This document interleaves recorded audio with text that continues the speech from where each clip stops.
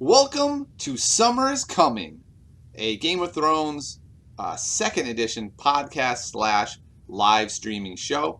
I'm going to be your host, Tiny Grimes, and every week we'll be here Tuesday at 3 p.m. Pacific to regale you with tales of Game of Thrones. And I'm planning to have a rotating cast. I'm not sure how rotating, but definitely different people will be coming in through here. And today we have Neil, or as you probably know him, Neil, the real deal. You probably know him from Star Wars podcasts. In fact, I believe, Neil, I was once on a Star Wars podcast, and you were our lowly intern. And then something happened, and I went to sleep one night. You cut off my head and took my job. Well, what's that about? I'm still kind of mad about that. Well, a long, long time ago in a galaxy far, far away, Well, you once played a really good game called Star Wars: The Card Game, the one of the other LCGs from Fantasy Flight. But you ended up giving up on that amazing game and wow. going playing other Okay. weird stuff. So Okay, fair now I'm enough. happy to be back in this format with you and talking about one of the other, perhaps the only game that matters, the new Game of Thrones 2.0. I agree. And if you wouldn't mind, could you go grab me some coffee real quick? I'm getting a little parched. No co-host, I don't think I will do that. The promotion's gone to his head. So Neil, I think probably so I'll start with myself. Some of you probably remember me from Game of Thrones 1.0. I did stop playing about a year ago. The rule set is just, it got to a point where logic was difficult to use, and I wasn't able to play as much as I would like to, and jumping in and out wasn't working that well. So I hopped out for a little while, but you might remember me from my old podcast, Summer is Coming. I used to write an article series called Forging the Chain for Card Game DB, and I've done pretty well at Worlds and Gen Con. Now, Neil, you didn't play a lot of 1.0. What's going on with that? Was it basically we tried to pull you in too late? There was too much water under the bridge. The card pool cost about $1,000. Was a $1,200 card pool too much for you, Neil? Yeah, that was one of the main reasons for me was the card pool was really huge. I did get pulled in because we have such a great group of players here in the Southern California area with you and legends like John Bruno and Ryan and all of these world champions. It was a lot of fun to learn from some of the best, but it was also really tough to ever win against people who had the full card pool and who had years of experience being at the top level of the game. So 2.0 is a fantastic jumping in point for someone like me who has experience with other card games, a little experience with 1.0, but wants to get in on this new ground floor and really enjoy it to the fullest now.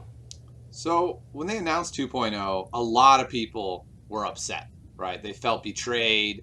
I spent all this money on the game, and now you're going to reset the game. How dare you? I know myself, I predicted it. I said, look, the show is immensely popular.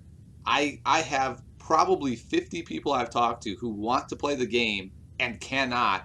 They have to reboot it. They just have to. So I know I personally was happy. I have to imagine, Neil, that you were over the moon happy when they decided that they were going to reboot. Yeah, I was definitely quite happy. I've been keeping up with a lot of stuff, and even though it was a big buy-in, I had gotten, I'd say, about two-thirds of the cards, which is Hmm. not a small amount of money spent on Yeah. first edition. But even with all of that being said, I wasn't so emotionally invested or even financially invested that I was like, oh, what are they doing? I was very much for the reset, the reboot, and being able to just clean up the game and really put out a fantastic product that will then be planned for rotation, will have learned from Yeah. everything that they learned from first edition. Yeah, I totally agree. I think Gen Con really proved them right. Like that Kingslayer event, which was, to be perfectly honest, a farce. Like, you cannot have a one of Thrones event. It doesn't work with a limited card pool. There were like 280 people there. And I sat down Yeah. across some people and I'd be like, hey, did you play Game of Thrones 1.0? Nope. Have you played any 2.0? Nope. Just opened the core box. Looks amazing. How does this work? How does marshalling work? It's like, wow. They were really smart on this. They're getting people to play a random event at Gen Con just to play Thrones because they've been dying to because they've seen the show. Yeah. So I'm really excited about it. So It's Neil, I do have very a question exciting for you. times. How much experience have you had with 2.0 so far? I would say I've had a medium amount of experience. It's maybe not so it's not a secret anymore. You can go and look at the rules reference, and my name is among the ones in the playtest list. So I have been playing 2.0 for longer than maybe the majority of people, though it's a pretty big playtest list. So that might not be that true. But so I've been playing 2.0 for a little while. Yeah, myself as well.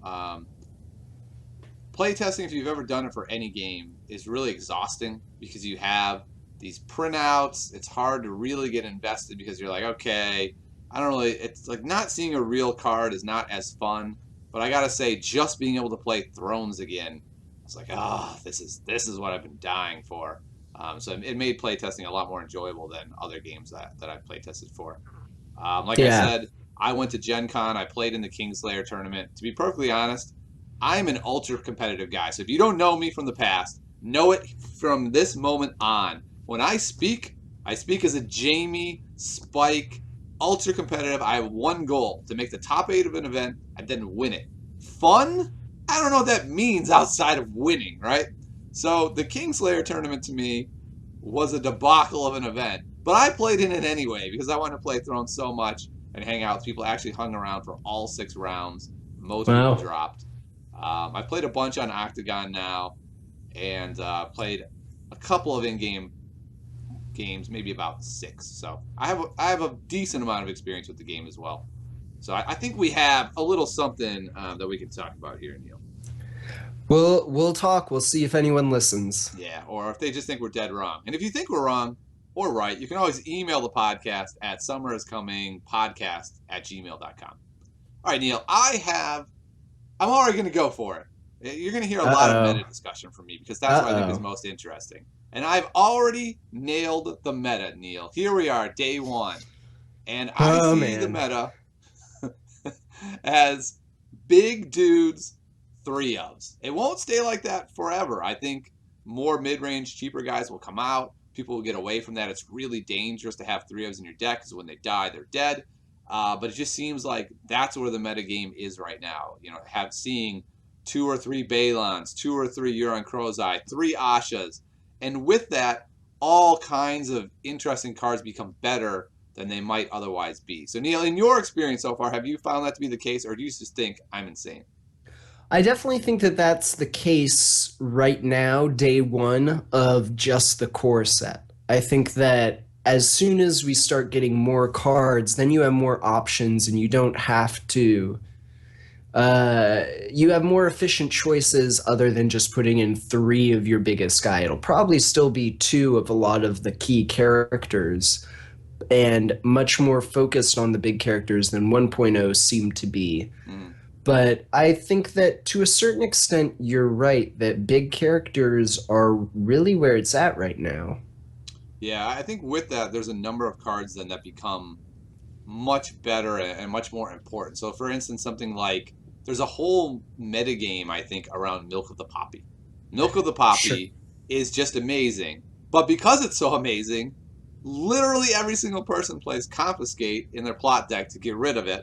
Most people play the Rattlers because they're not bad. What are the Rattle Shirts? Because they're not a Yeah. bad unit anyway. They get rid of an attachment.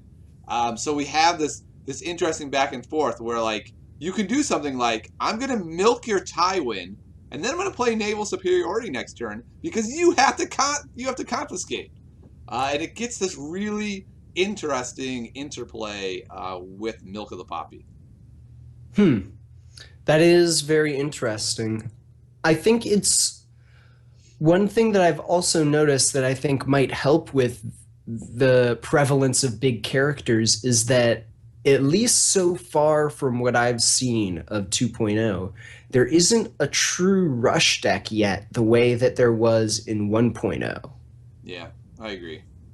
It feels like a Greyjoy fealty deck can be pretty quick if you get lucky, right? Like if you get Theon and you dupe him and you get the Great Kraken, and then you're able to get Kingsroad to put a couple more guys out, you can really you could pile up some power quickly. But I agree. At least I haven't run into something, and I can't even envision one with a card pool where it's just like I can win turn two if things kind of go my way. Right. Yeah. The only thing I can really think of is maybe if you get the perfect draw with a Night's Watch deck and get Jon Snow with Longclaw out like turn one, Mm, and then he's getting all of these renown challenges since he participates with your attackers. But like, you can't. yeah, I don't think you can build a deck around that. that's I certainly not think a we should rush deck, try. right? That's then a combo deck, right? Like Right. it's a Yeah. hope that this comes together. Mm-hmm. Yeah, So I think that that definitely gives the game more time to develop and allow you to play those big characters without just being worried about being blown out turn two or three like you used to get in first edition. yeah, and also there's no Valor, right? So you don't have to worry about Valor taking out your guys. There's Wildfire, but Wildfire doesn't interact well with big guys because that's who's going to No. stay around. Yeah. The other interesting thing is you have stuff like Put to the Sword, which is incredibly scary, but it makes Put to the Sword, I think, a really high variance card, right? So like if you don't draw it early, if everyone's running triplicates for their main guys and bodyguards, you have to find it like turn one or two, or that Danny is going to be duped, or that Robert Baratheon is going to have a bodyguard on it. It's Yeah. not. It's not like you're going to draw it turn four and be like, yeah, their best card is going down. You look at the board and you go, dupe, dupe, bodyguard. Huh? What the hell am I going to do with this thing? It feels pretty pointless now. Uh, so, Yeah. so there's a really interesting interplay of like that early game. Do I mulligan hard for something like Put to the Sword to try to hit them before they dupe them up? All of these interesting factors, and then it leads into the plot of all plots right now. I think Uh, I know where you're going. yeah. Oh man. What is it even called again? Heads on spikes. Heads on Oh yeah. pikes. Mm-hmm. Whatever it's called. The spiking of the head. Basically, random discard. And if everyone's running three ofs, right, there's a really good chance you're going to hit a Tywin right out of the box. And then if you do, it's devastating, right? Whereas before, in 1.0, it'd be like, I hit the reader. Okay, there's your one copy of the reader. Who cares? Like, it's not Yeah. that critical.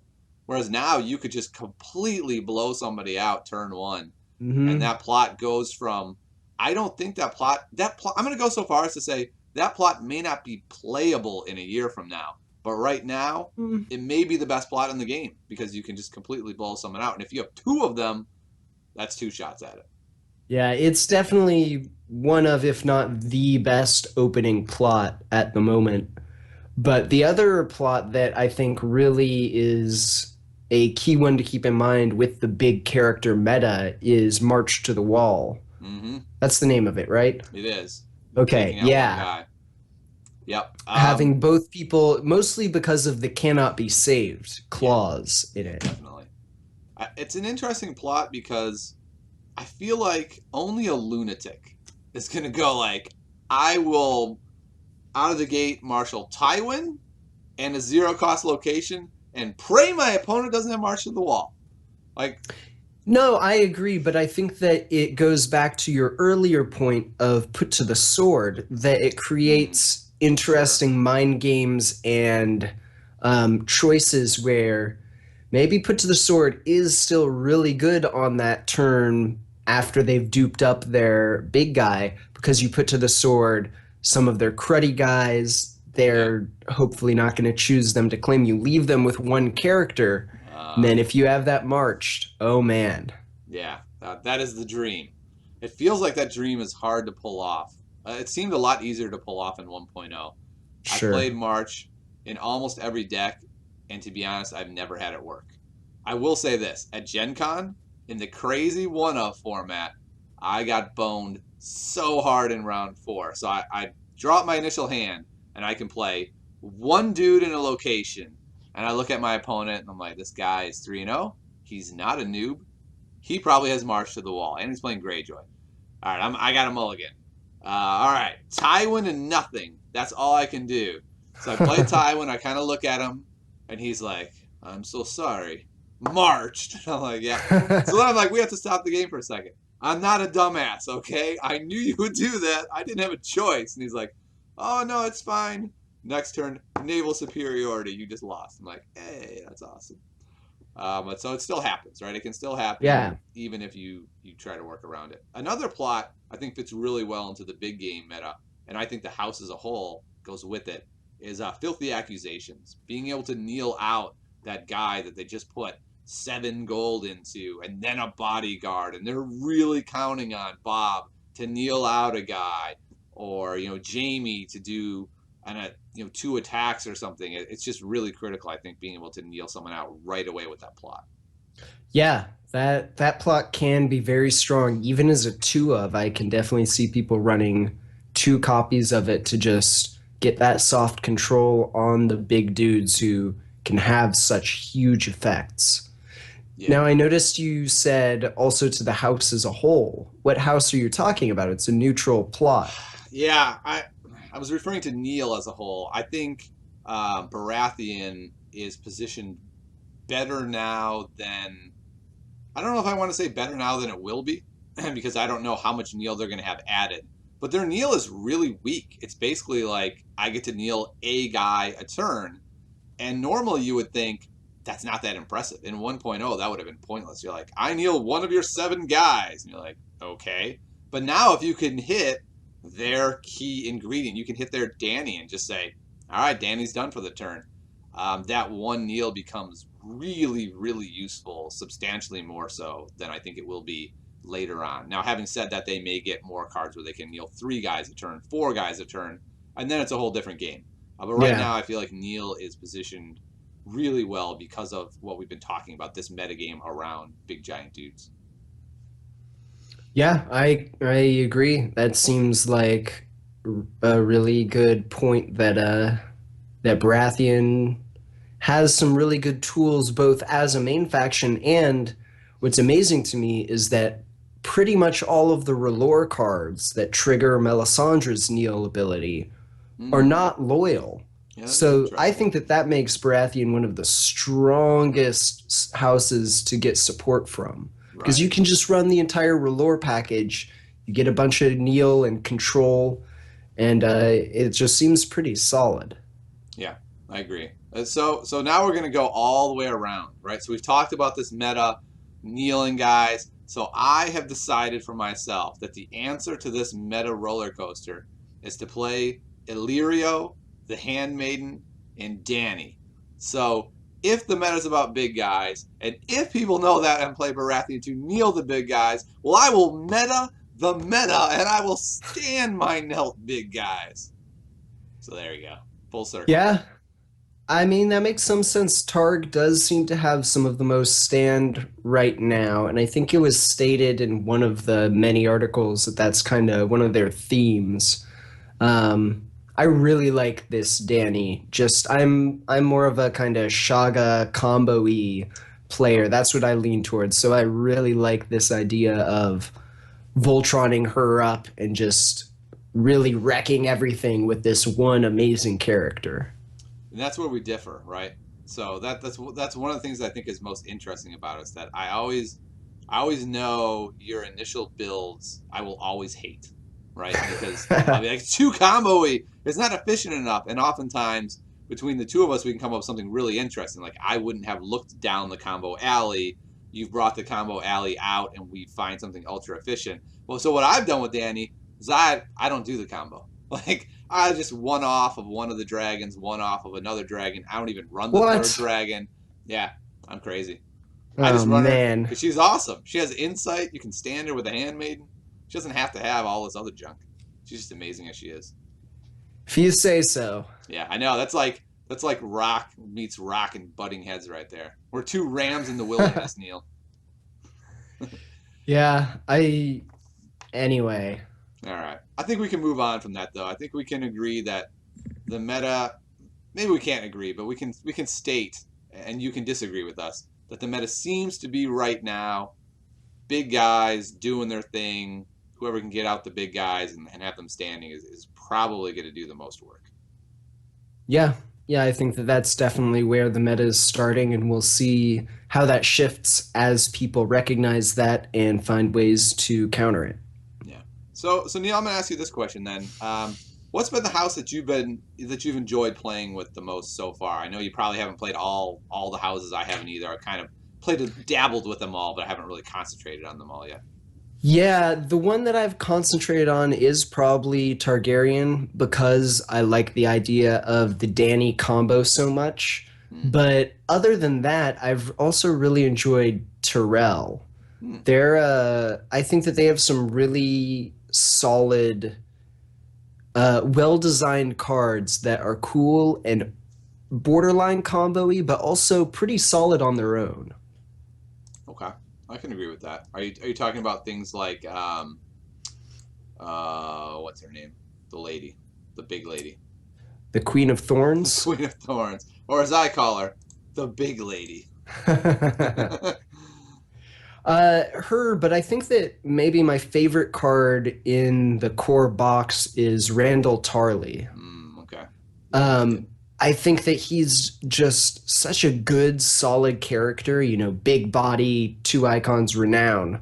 Right. And then his extra ability, I think, is really well designed because it can be super strong, but you have to have other cards to trigger it. And but it works with a lot of different cards. So it's not a really specific combo the way that Danny is. Right. It's more of a kind of general combo that you don't have to get to make him useful. It's just even better when you do get it. Yeah, I agree. I had the sword on him, Heartsbane, and he was just bonkers with Heartsbane on him. Oh yeah. He just, it was so Or good. yeah, or you get Marjorie out, or you use the Yep. event growing strong. There are even other things I'm sure from the core set you could, I guess, like ambush in the Lannister sword Yep. and That would be cool. do stuff like that to just find different little ways to increase his usability. Yeah, another card. I looked at left and right, and Hmm. I thought they were essentially garbage. Like I didn't want to run them. Someone got out left and right against me on Octagon. It was ridiculous. I had to play Tears of Bliss on the one that doesn't have the intrigue icon, so I guess that's left, Yeah. just to stop the madness. I couldn't believe it. I was like, all right, I really want to save Tears of Bliss for like a Night of Flowers or someone really good. And I'm like, oh, I'm wasting it on left. Wow. Yeah. He's that good. So I don't know I if it's good, but certainly when you get them both, it's great. Yeah, I'm looking forward to getting into that situation on the other side where I have left and right together, and they're Yeah. the 1-2 punch. I gotta say, you seem like a left and right kind of guy. I'm not at all. I'm like, they suck on their own. I'm not running three of each of them. I'll never see them together. It's not worth it. And you're like, but when you get them, Hmm. yeah, that's what makes us interesting together. We have opposite mindsets there. And you know what? Your approach, it's wrong, Neil. I'm just gonna say it now. No, my approach is right and left. Whoa. Well done, sir. I wasn't ready for that one. I had zero comeback for that. I say for me, so far, I have liked Targ quite a bit as well. But the house that I've spent the most time with is Lannister, and I'm Hmm. gonna say it here, and I know everyone thinks I'm crazy for this. I think if you are not running Lannister as as a banner, you're wrong. Like I know that sounds crazy, right? Yeah, And that sounds everyone's pretty like, crazy. no, fealty's good. I'm like, no, Lannister is better. You don't have to run bad cards. You get Tyrion. Lannister is so good. I'm having a hard time only having 2 cores. I need 20 cores, Neil, because I need to be able to build every deck with Lannister. It's a real problem.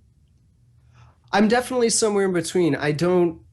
I'm actually not sold on fealty. I don't think fealty is that good right now. There's just not enough loyal cards to really hit to make it worthwhile. Mm. But I also think that there are a lot of other solid choices for banner factions like Baratheon, like Tyrell. That there are some other good options, and I actually think that going no agenda is also a solid option. There are some very strong neutral cards that you might want more than 15 neutrals in your deck to really take advantage of some of those strong targeted neutral events. Yeah, I'll say this. I was building a Greyjoy fealty deck, and you know me, I don't actually read the cards. I only sort of know what they say. Yeah. So I built a deck, and I was like, oh goodness, I did this on stream. I guess I'll take fealty over Lannister just to try it, right? And so I built a Mm-hmm. deck, and someone's like, you know, you have 18 neutral cards in your deck, and you can only have 15. I'm like, what? What? My deck has to be even worse than it already is? Like I've already included cards I don't want, and I have to put more bad cards in just to make fealty work. So, Yeah. I mean, I think it's probably crazy to go no agenda, but I definitely see what you're saying. You get less bad cards in your deck if you do go no agenda. And you're right. There's not that many loyal cards. I ran 2 games. I used fealty once. Yeah. It's just I'm like It's okay, really rough. Once more packs come out in the future yeah. and all of the factions have more loyal cards, it'll definitely be an interesting one to see how that deck building works. But at this point, I'm not a big fan of fealty. I'm gonna have to agree with that. Having said that, though, I would like to look at a little more depth my favorite house so far, Lannister. And what we're gonna do now Sure. is we're actually going to review the Lannister set. So it's gonna be a quick review.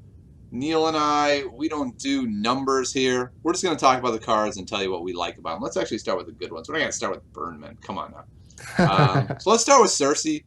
I've only played a handful of games actually with Lannister as my main house. I just said I really like them as a support house. I have basically a 12 card Lannister package that goes in every deck I build. I'm just like, all right, I'm going to build a deck, and obviously it has these 12 Lannister cards. What else goes in it? Do But you know offhand what those 12 cards are? I think that people would be interested to know. yeah, so I put in 3 gold cloaks in every deck. They're just amazing to be able to ambush them in. I put in 2 Jamies in most decks, 3 if I'm running the buddy cop combo. As we'll give John Barber some credit here, a shout out. He invented the name. Buddy cop is Cal Drogo and Jamie Lannister together, just wrecking face. Oh, it's So awful. so it's either 2 or 3 of them. Well, John Barber is awful. So what do you think you're gonna get? Yeah, I said it, John Barber. I go with 2 Widow's Wail. So let's see, we're up to 3, 5, Hmm. 7. 2 Tyrions. Mm-hmm. Here he is. So that's 9. Yep, that got messed up. Cool. Yeah. And then let's see, that's only 9. What else am I? Oh, and then 3 copies of the Moneylender. Sure, that makes sense. The Moneylender is just really, really strong. It's hard to not use the Moneylender. He's so good. Yeah, I could see that in this core environment. Right. So my theory is and this is why maybe I'm not as crazy as you think I am right now. What you get here is you get money with the money lender. You probably get money with Tyrion to be able to play things like Tears. You're going to get to play Tears because you get a stealth Tyrion intrigue. You get the Cloaks who get to work off of the money you get with Tyrion to have either a claim soak or pushing your challenges through. And then Widow's Wail is just great because you can do awesome stuff. Yeah. So No, that makes sense. so there you go. Now everyone's going to play those 12 cards, and that's going to be the whole metagame. No, that won't happen. All right. Probably not. Well, let's look at the cards as a whole then. Let's start with Cersei. She's really the big card, right? Well, no, she's not. Tywin is, but we'll talk about her anyway. Yeah, okay. She's pretty damn Continue. good. I'm just going to say that. 2 claim intrigue, that is very, very strong. And if you have her and you have Tyrion out, they will not be able to stop it. That's too much coming through. It's going to get through. You can wreck their hand really, really fast. Like I said, I haven't played a lot with them as the main house, but when I've played with her and I've had her on the board, I've been very impressed. What do you think about her so far?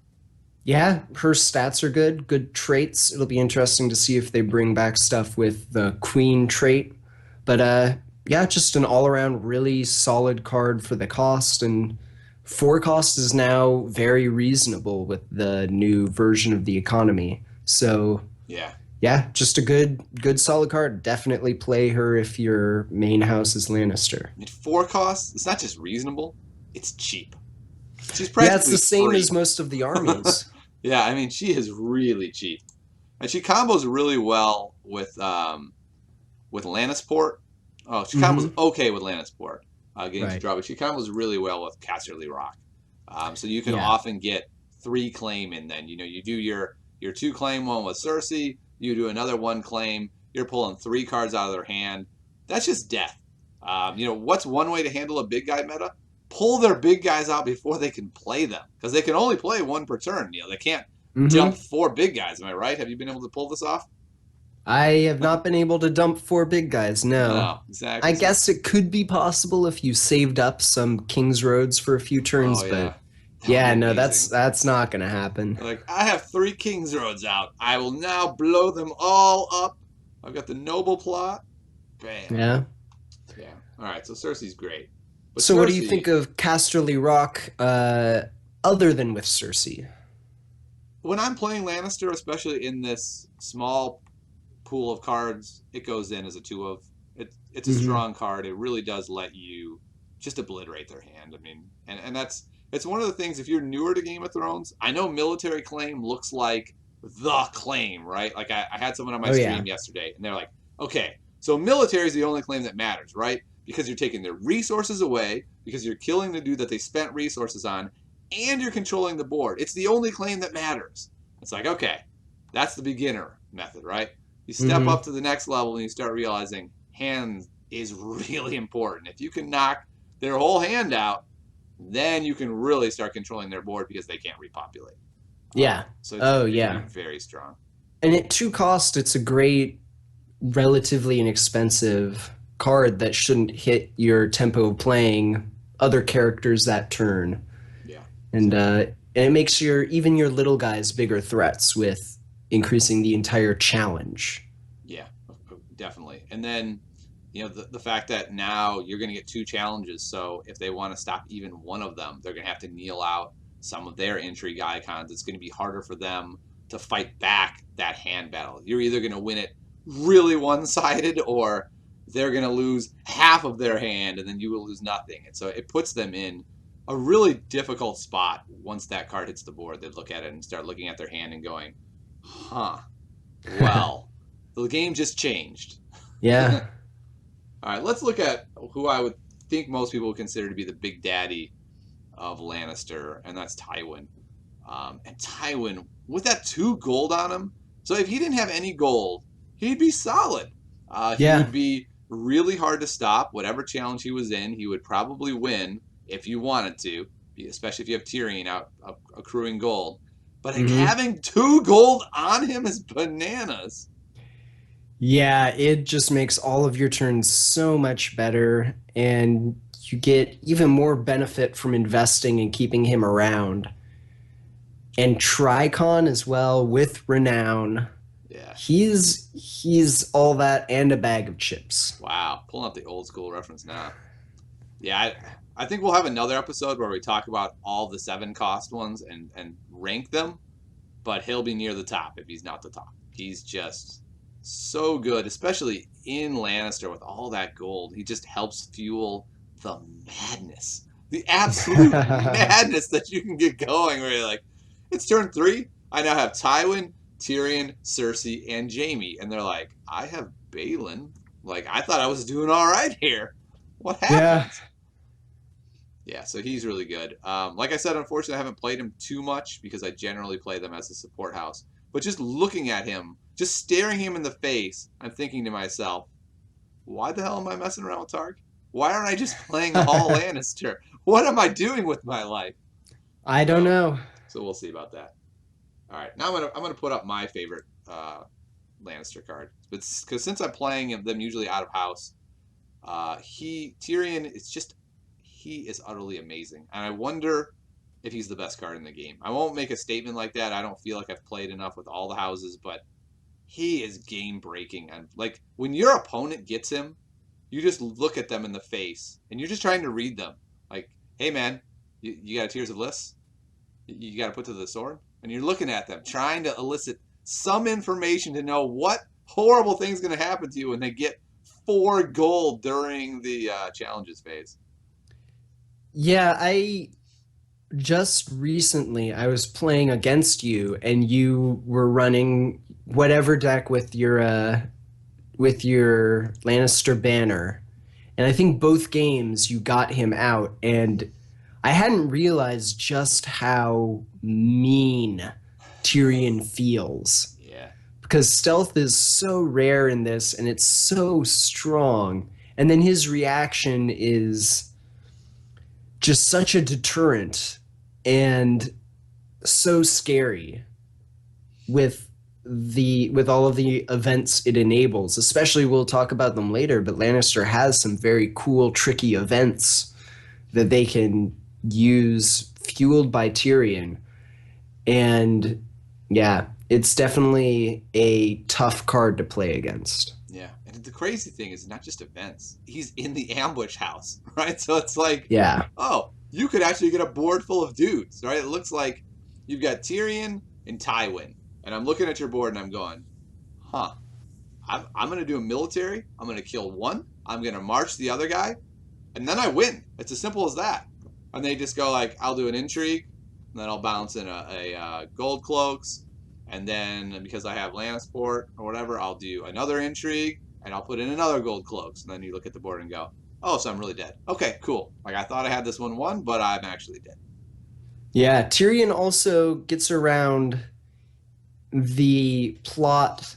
I think it's supporting the faith that makes everyone return their gold after marshaling. Yeah. I think that that plot still is very good against Lannister and definitely a good answer, but Tyrion gets around that. And without him, I think that Lannister on its own would be a little unplayable, at least as like the dominant house, because everyone would just play that plot and wreck them. Yeah, If they could figure out the timing right. But with right. Tyrion, it just doesn't even matter. The funny thing is with Tyrion, as Lannister, I've often thought about playing that plot. Because I'm like, okay, so I'll make it so, say, Greyjoy or Stark can't play a kill event, and I get to play all my events still. So That seems risky because Yeah. there's so many other things Lannister wants, and if you don't see Tyrion, or Yeah. if they have an immediate answer for him, then you're kind of screwed. I would agree with that. That's why the plot has not yet made it into my deck, but I have often had thoughts along those lines of can I make this happen? Huh. All right, so we love Tyrion. He's great. Let's look at the moneylender. I mean, there's not really anything to say other than he is insanely good. I kind of think he should have been loyal. Not being Yeah. loyal makes it feel like in the core set, I know this is going to sound crazy, you're almost forced to choose Lannister just to have more resources because you're so resource starved. And as we move away from this and we have more options, I will at least personally feel like this is less the case. But right now, whenever I look at another choice, I'm like, oh, yeah, they have all these cool guys, but I forgot I lose the moneylender. Like, can I really afford to lose the moneylender with this deck? I'm not sure I can. I think that you can still make other good choices for support houses, even with the Moneylender. I do think that he is probably the main thing that makes Lannister such a good support choice. Do you ever find yourself when playing with the Moneylender plus all of the neutral economy locations wanting to run the plot that allows you to play 2 limited cards? Okay, yes. The problem is naval superiority is such a blowout card that I've decided that I only play Kingdom and Edict plots that do something amazing. So confiscation, it's just too amazing to pass up on. The noble reducing plot is still really good. You know, if you have a noble, you're still getting 2 gold out of your plot. The summons plot still gives you a guy, but something like that plot, you know, taxation becomes really difficult. Like, yeah, I get two reducers or two limited cards, and then I'm screwed. I'll tell you this: I ran it at Gen Con and got hit twice by naval superiority, and that's when I realized I have made a very bad decision on this deck. All my plots are Kingdom or Edict plots, and that does not work very well. Yeah. So I think it's going to be a metagame issue. I think the meta is going to cycle back and forth, right? I think it's going to be something where everyone plays those awesome Kingdom and Edict plots, which forces everyone to play Naval Superiority. Then people will stop playing them. So then people will say, well, Naval Superiority is pointless now, and they'll stop playing it, and it's going to be a cycle. I think. Yeah. I might be wrong on that, but that's my That opinion. makes sense. And the problem is, I don't know where we are in the cycle right now. I don't think it's begun. I think it's still random. No, I mean, I think that we have to wait for the general public, those of us who aren't the Gen Con elite, to be able to get our hands on the core set before we can really have a meta that's big enough and robust enough to shift back and forth. I mean, Neil, I don't know why you would complain. I'll bring you a terrible deck to crush you with if you want. Like, I'll bring myself a good deck, and then I'll just give you a random 60 cards, and then we can play Game of Thrones. The thing is, I'm kind of okay with that because I just enjoy playing Thrones 2.0 that much. Yeah, it's made it interesting, and I only have 2 core sets, so I have a bunch of proxies in. Yeah. But last week, I feel so bad. I built myself a good deck, and then I built what I thought would be a swarm deck. I was like, all right, there has to be a swarm deck in 2.0. I'll try this one. And it was just the worst deck I've ever built in Game of Thrones. And I gave it to someone to play, and they're looking at their board state, and they're like, I don't understand. How am I supposed to compete with this? You have Tyrion, Drogo, Jaime, and Dany all on the board, and some reducers. And I have the Dire Wolf, whatever the heck that Dire Wolf's name is, the stealthing one. Yeah. And Samwell and something else. And I was like, well, I hate to break it to you. This is like your best board state. And he's like, this deck is garbage. So, yeah, no, it really is garbage, actually. That's totally my bad. Well, this week I'm going to come with some deck lists already preconceived so that if you have extra cards in the right houses, I can build my own bad decks. Excellent. It'll make me feel better when I whoop you. All right, let's look at Jaime. Jaime is, on his own, just like as a dude, he's pretty good. I mean, not having to kneel for military, or attacking at least, picking up renown, then being able to do an intrigue challenge as well, especially with Casterly Rock out to do a second one. It's pretty powerful. But Neil, you know when this guy is baller, is with his buddy cop, Drogo. Mm-hmm. If you have these two out together, it is a disaster for your opponent. Yeah, that's really hard to deal with, and that's really when like your dupes aren't going to save you at that point. Just everything is going to die. Yeah, and if you do, everything else is going to die, right? Like that's what you're going to have left. You're going to have your 2 duped characters, and then every turn you have to play all of your money to play dudes to die so your duped characters live while I continue playing more and more and more things. Oh, yeah. The buddy cops are a fearsome duo, to be sure.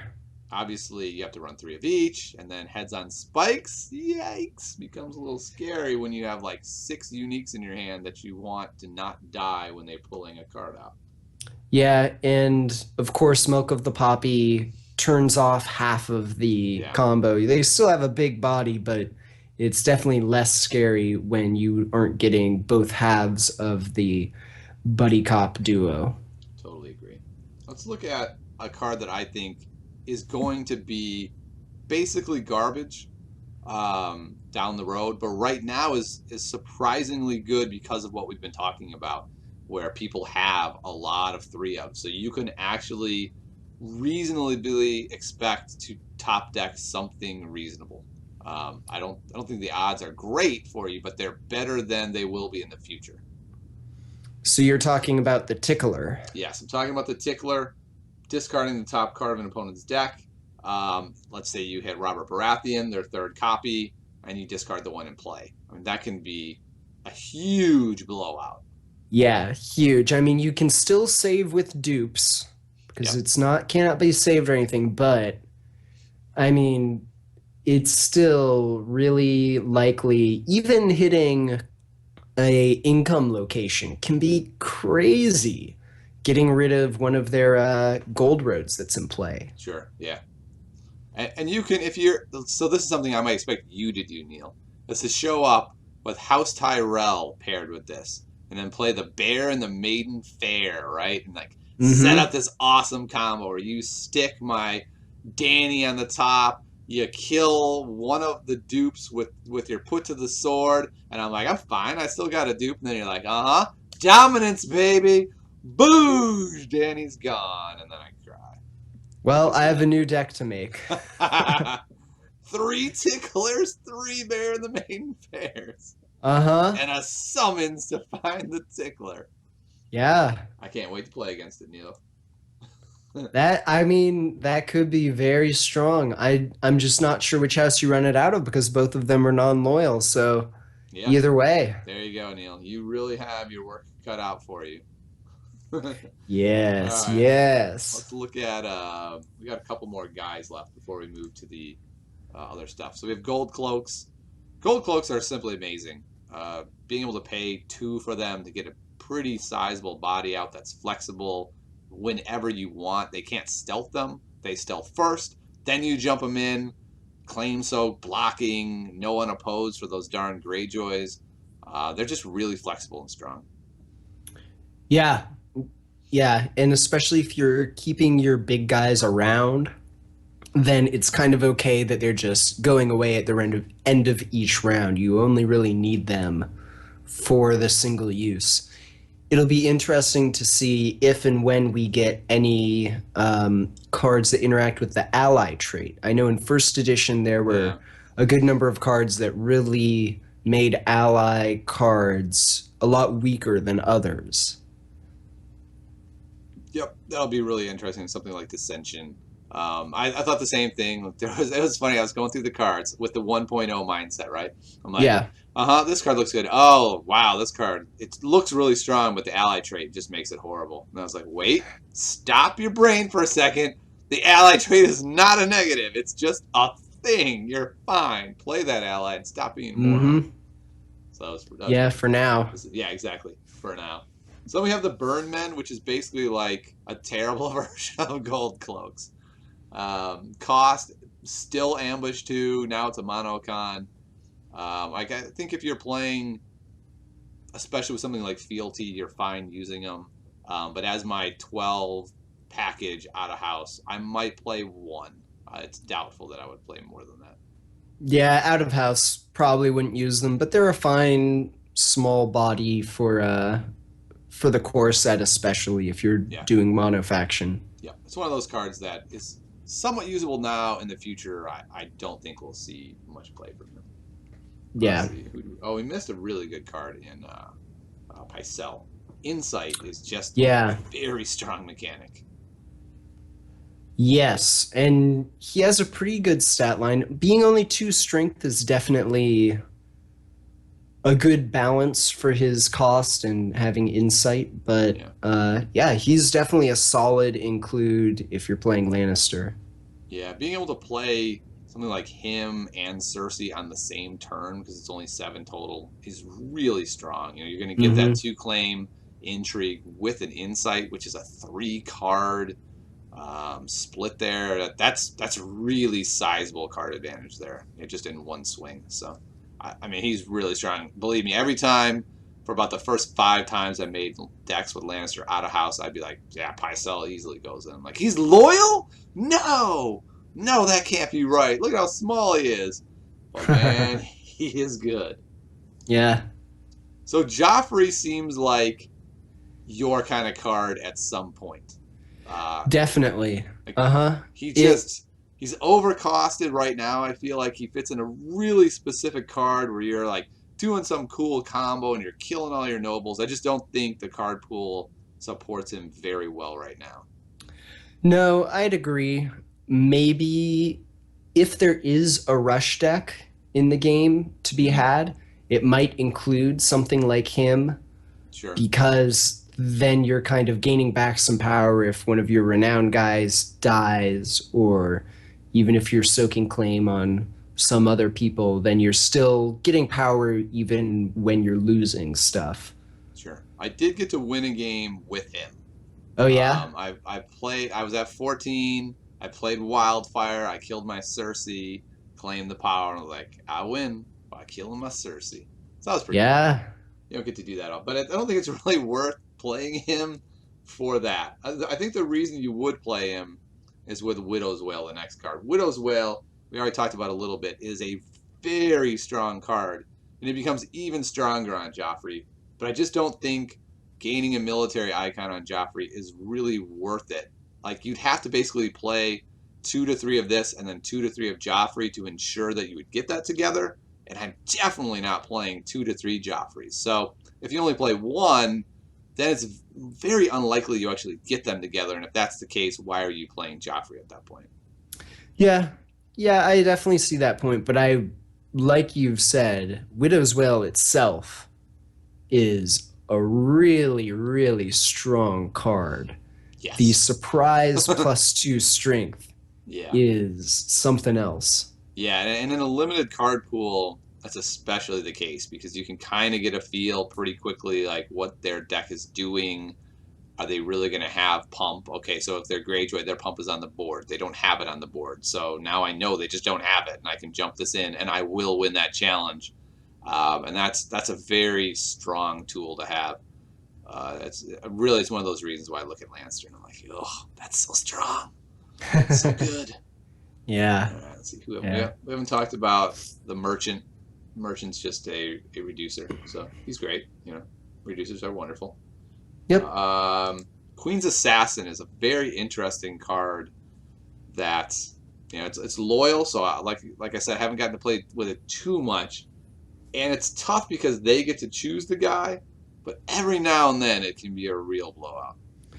Yeah, and I think that if we see decks that are focused more around intrigue, then he is kind of a a 4-cost military claim in a deck that might not otherwise have ways to force your opponent to lose some characters. Sure. And if you have out I don't know, some sort of combo where you're able to kill a guy, you Tears of Bliss another guy. I guess you'd have to do this before you Tears, so they would just hit the Tears guy. But maybe he allows you to get to that point where Marched is more effective. Something like that scenario. Yeah, definitely. And the Ambush 4 is interesting because on one hand, keeping 4 gold or prepping to have 4 gold with Tyrion can really telegraph this, and maybe your opponent tries to save cards in hand or play around it somehow. But 4 gold can also fuel like 2 or 3 events, so maybe you're zigging when they think you're gonna zag. Right, and it could just set up a gold Cloaks, and you can even completely disguise it, right? You just do 2 intrigue challenges because you have Casterly Rock out in Tyrion, and you went from 0 to 4. And it's not like you were saving that 4 gold, right? It's just you were going to get that either way. And then, bam, Queen's Assassin comes out, and they're like, oh, no, that's the worst. So it feels like there's a number of options and scenarios where it could be good. So we looked at Casterly Rock. We looked at Lannisport. I mean, the Reducer, all the houses have Reducers. They're great. You have to play them. I can't imagine playing any of the houses as my main house and just being like, you know what? I got economy for days. I don't need the Reducers. I'm cool. No. Yeah, you definitely need the Reducers at this point. Yeah, definitely. All right, so let's talk about Treachery. Treachery is pretty darn strong. The problem I'm having with it out of house is that it requires a unique Lannister character. And there's not that many you can play when you're playing the supporting faction. So that it becomes a little bit dicey as a supporting card. But if you're playing Lannister, this card is really good. Yeah. Yeah, this card alone shuts down... It makes me really sad that this card alone shuts down the Red Viper.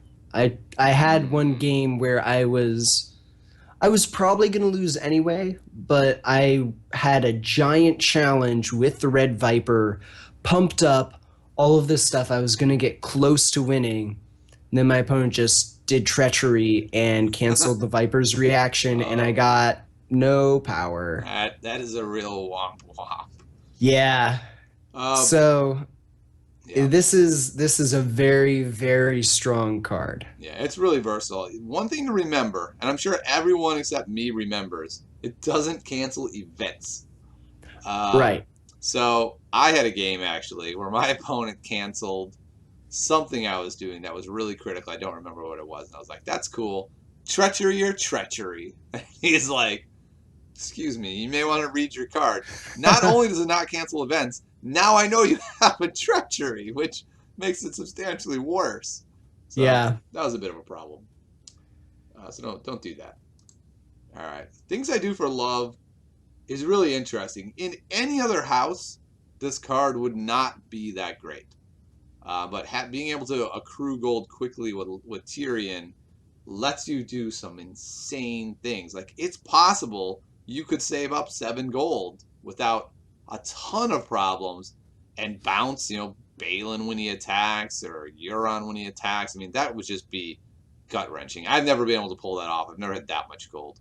But it's Yeah, a strong 7 card. gold to bounce a 7 cost seems like you're in a position where you've already pretty much won. I would say so, yeah. But it can definitely, if your opponent is maybe something like Stark or something that's weak in a single icon, they maybe only have one character with that icon, you can just bounce them and you get free reign for a turn for that challenge type. Yeah, and especially with all the intrigue you're doing anyway with this deck, there's a chance that you can set it up where you're just pulling that card. Sure. Something like with Cersei. And there's a lot of good guys that are efficient at 4 cost, and it's not that hard to get 4 cost. 4 gold. You save 2. You just do 1 intrigue with Tyrion on the board. Bam, you're at 4. Yeah. So it can really facilitate a lot of shenanigans. I like the card quite a bit. I don't usually play it in all my decks, but I like it. Mm-hmm. Hear Me Roar. This is really interesting. Because it's loyal again, I haven't played it a ton, but this card can be so strong. Yeah. Yeah, I'm usually a huge fan of these sorts of single use jumping things in effects. And so this card definitely appeals to me. Paying 1 to get something huge into play, even a turn of Jamie getting to do some nastiness with his military and intrigue Mm-hmm. And, can be something else. and if you and it fits really well into what we were talking about. Whereas if you're playing 3 of a dude anyway, maybe you've got, you have 7 gold. You play Tywin, you have 2 Jamies. You get 1 more. You get 2 gold from playing an intrigue because you have Tyrion on the board. You play this one. Sure, one of your Jamies is gone, but you still marshal Jamie next turn. And so I feel like it becomes even more useful in this spot. Yeah, you're losing a dupe, but you can do a lot of damage. Like, you don't. It's hard to plan for this card when you're like, okay, I'm going to win this challenge and this challenge by X amount, and then they're just like giant bomb character for free. And you're like, Yeah. what? How's that legal? Like, that should be Yeah. right. And especially since you don't really know what card it'll be. You just can't plan around it really at all unless you have a cancel. Yep. Bounce in a random Cersei, take those last 2 cards out of their hand, shock them. Mm-hmm. Yeah, there's just so many interesting things you can do with it. And then, of course, the most obvious is just like put a dude out, win a challenge with them, use him for claim. Right? You're Yeah. probably not going to do that with a Jamie, but you might do that with some other random chud in your deck. So Mm-hmm. it's highly flexible. It's hard to play around. It can be really strong. It's a card I'm looking forward to playing more with. I believe that's all the Lannister cards, man. We Yeah, reviewed the whole Lannister set. so we've talked a lot about why Lannister's so good. What do you think are the weaknesses and how can people position themselves to handle Lannister well with their decks? Um, I mean, obviously, milks are really strong.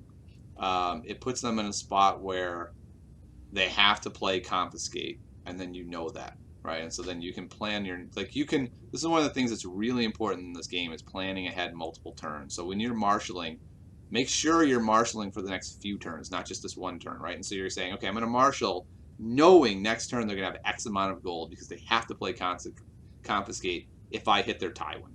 They can't let that sit. Right. Things like that.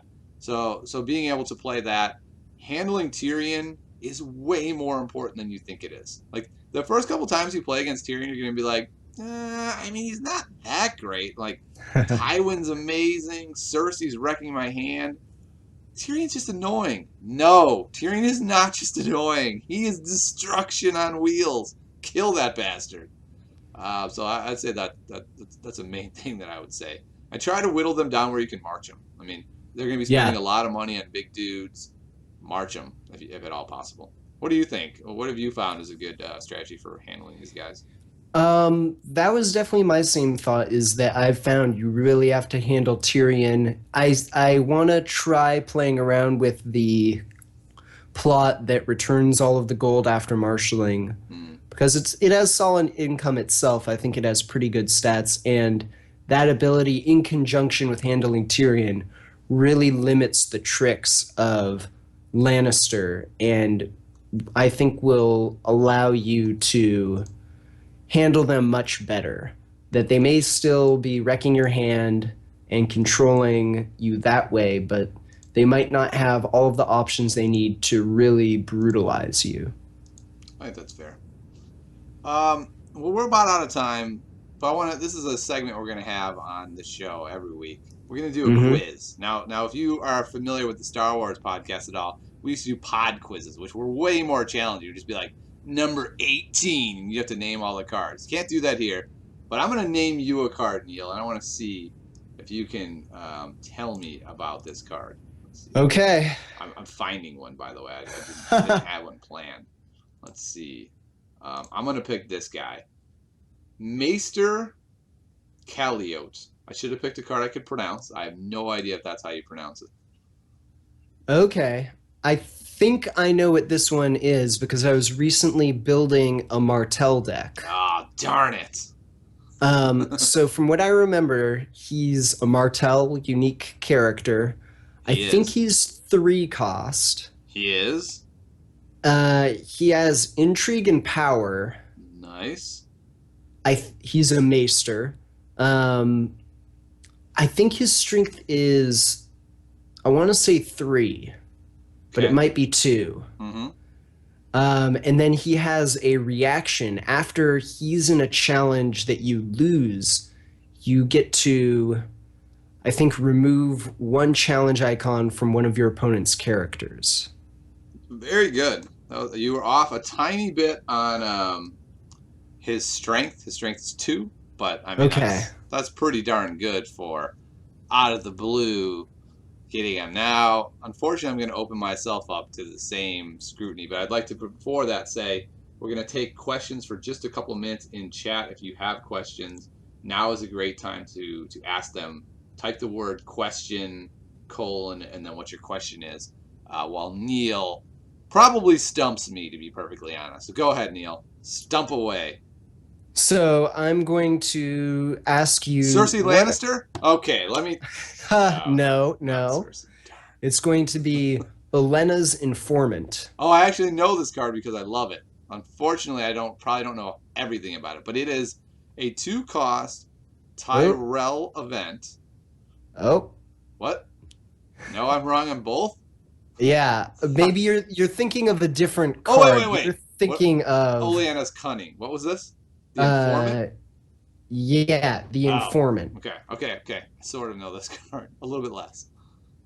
It's a dude. Or a dudette, I don't know. Right. It's 2 or 3 cost.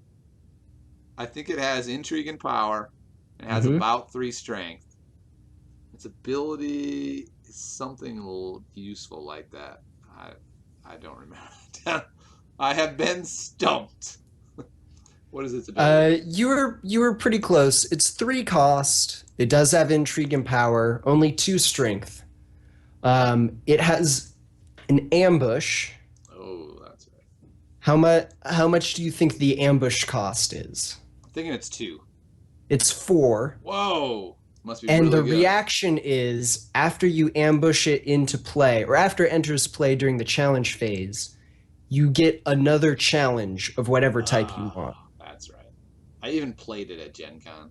Actually, yeah? I think I didn't. I think it was in my hand the whole time, and I was like, where the hell is my monies? I want to play this chick. She seems amazing, and I don't believe I ever got to play her, but she was pretty good. She seems kind of combo-y, so that's why I like her. But Hmm. 4 cost is a lot. Yeah, I could see her being really good with the Queen of Thorns. You know, win the challenge with Hmm. Queen of Thorns, put her in, get another challenge. That could be pretty strong. Yeah, definitely. All right, let's see if we have any questions today. We may not because this is the first live one. Doesn't look like we do have any questions. So if you have any questions that you want to email us, you can contact us at summeriscomingpodcast@gmail.com. We are sponsored by Nova Blitz, the new digital TCG. 5 minutes of action. You can get a full deep game in. So we will see you next week on Summer is Coming. And thanks, Neil, so much for stopping by. Thanks. See you later.